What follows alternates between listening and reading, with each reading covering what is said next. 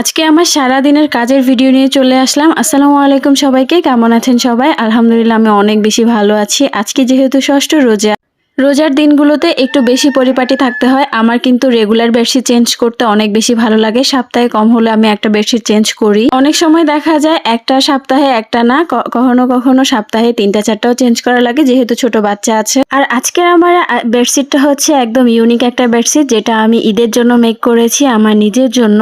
এই ধরনের সুন্দর সুন্দর বেডশিট গুলা যারা নিতে চান তারা কিন্তু চাইলে নিয়ে নিতে পারে। এটা আমি আমার জন্য মেক করেছি, এটা সেল করা হবে না। যদি কেউ এই ডিজাইনে নিতে চান চাইলে নিয়ে নিতে পারেন। এইরকম অনেক সুন্দর সুন্দর বেডশিট আমরা করে থাকি। ঘর যদি পরিপাটি থাকে তাহলে কিন্তু অনেক বেশি ভালো লাগে, মনের মধ্যে অন্যরকম একটা শান্তি কাজ করে। আর সেই শান্তিটা কাজ করানোর জন্য প্রথমত আমাদের দরকার হচ্ছে সুন্দর একটা বেডশিট। আমার মতে আপনাদের সেই রকম মনের মতো বেডশিট পেয়ে যাবেন আমার ফেসবুক পেজ বাবুই পাখিতে। এই পেজে অনেক সুন্দর সুন্দর এইরকম কাঁথা বলেন, বেডশিট বলেন, অনেক সুন্দর সুন্দর পেয়ে যাবেন। তবে হ্যাঁ, এটা কেউ সেল করার কথা বলবেন না। এটা আমি আমার জন্য ঈদের জন্য মেক করেছি, এটা সেল করা হবে না। আমি এই ডিজাইনে করে দিতে পারবো, তবে সময় সাপেক্ষ। আমাদের পেজের প্রত্যেকটা কাজের অনেক বেশি সুনাম আছে, সবাই অনেক বেশি সুনাম করে। সবাই বলে যে যেমনটা ছবিতে দেখছি তেমনটাই কিন্তু বাস্তবেও পেয়ে যায় আপু। অনেক বেশি ভালো লাগে আপনাদের পেজের কাঁথাগুলো। যেমন আমাদের যে কোনো রকমের যেমন চান আপনারা কাস্টমাইজ করতে পারবেন আপনাদের মন মতো। কাস্টমাইজ করলে আমাদেরই সুবিধা হয়, আমরা একটা নতুন ডিজাইন বের করতে পারি, সেজন্যই আমরা কাস্টমাইজের সুবিধাটা রেখেছি। যেহেতু আমরা সময় নিয়ে অর্ডার কনফার্ম করি তাই আমরা কাস্টমাইজ করতে পারি,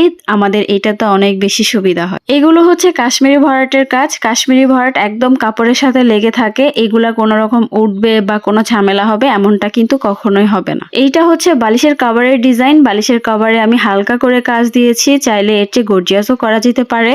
এই তো তারপর রোদ ওঠার পরে আমি বড়ই শুকাতে দিতে এসেছি। এইগুলো আমার বাপের বাড়ি থেকে এনেছিলাম, অনেকগুলো বড় এনেছি সেদিন। আমাদের বাড়িটা পাহাড়ের সাইডে হওয়াতে একটু রোদ কম পড়ে, তাই বড়ইগুলো শুকাতে টাইম নিচ্ছে অনেক বেশি। বাইরে গরু ঘরের পাশে একটু করে রোদ পড়ে, আর সেখানে বড়ইগুলা রোদে দিতে চলে গিয়েছিলাম। এই বড়ইগুলা শুকিয়ে রাখবো, যখন রোজা শেষ হবে তখন অল্প অল্প করে খাবো মা ছেলে মিলে। আমার বড়ইগুলা কিন্তু 3-4 দিনে মাশাআল্লাহ অনেক সুন্দর কালার এসেছে। অনেকগুলা বড়ই এনেছিলাম, সবগুলাই প্রায় শুকানোর শেষের দিকে। এতগুলা বড়ই দেখে রোজা রেখেছি, না হলে কিন্তু খেয়ে ফেলতাম, এমনটাই বলতেছিলাম আয়ানের আব্বুকে। আর এই বড়ইগুলো আমার সবসময় লুকিয়ে লুকিয়ে রোদে দিতে হয়, কারণ সারা দিন আয়ান খেতে থাকে। মাশাআল্লাহ বড়ইগুলা দেখলেই কিন্তু লোভ লাগে। এত সুন্দর বড়ই যখন গাছে ছিল তখনও কিন্তু অনেক বেশি সুন্দর লাগতেছিল দেখতে, আর এখন শুকানোর পরে আরো বেশি ভালো লাগতেছে। তারপর এই তো রান্নাঘরে চলে এসেছি। এখন যেহেতু রমজান, রান্না বান্না করতে হবে না, হালকা করে একটু রান্নাঘরটা গোছালেই চলবে। বিকেলবেলা রান্না করতে হবে, তাই আমি হালকা করে আমার রান্নাঘরটা গোছাতে চলে এসেছি।